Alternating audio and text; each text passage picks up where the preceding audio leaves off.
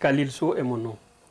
J'ai décidé un jour de quitter mon pays, mon village, ma mère, mon père, mes 4 frères et sœurs, mes amis. J'avais 15 ans. Ainsi commence le récit autobiographique de Mamadou Sow, celui d'une traversée de 10 000 kilomètres de la Guinée à Lyon, faite seule à l'âge de 15 ans. Une vie qu'il partage aujourd'hui aux élèves et aux professeurs de son lycée où il a fait son CAP, non sans une certaine émotion. On sent vraiment qu'il a traversé une période pas facile et du coup, je pense que c'est bien qu'il se fasse entendre.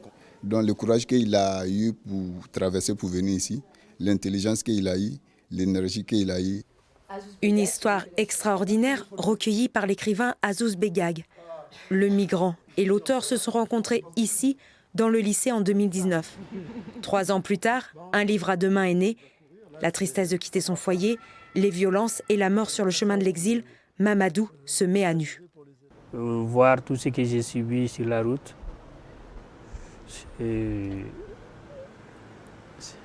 c'est pas facile à expliquer. Ça mérite en fait une trace. Surtout si vous voyez, il y a des migrants qui sont restés dans la Méditerranée, qui sont noyés. Il y a des corps jusqu'à présent qu'on n'a pas retrouvés.